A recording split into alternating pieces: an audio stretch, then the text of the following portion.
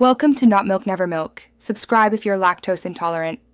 You start by signing in so you can manage subscriptions immediately. Once signed in, locate the account or profile icon. That opens Microsoft account settings where billing lives.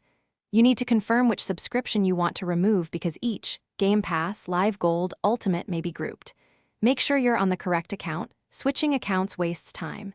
If you're on console, press the guide, select Profile, then Settings. On the web, go to Services and Subscriptions after signing in.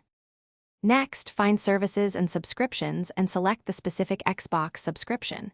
You click Manage to view billing cycles and renewal settings. This shows the cancel option and any remaining time or prorated refunds. Choose Cancel and follow the on-screen prompts. Microsoft asks why to improve service, but you can skip details. Once confirmed, you'll get an email receipt of cancellation.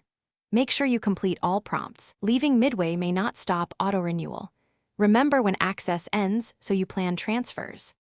Finally, confirm by checking your email for the cancellation receipt and revisiting Services and Subscriptions.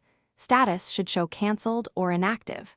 If you still see a charge after cancellation, check the payment method and billing history.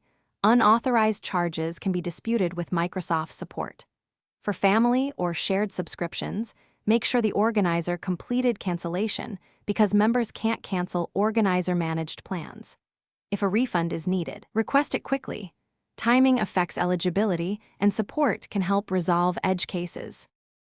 Thanks for watching. If this was helpful, leave a like and consider subscribing. See you next time.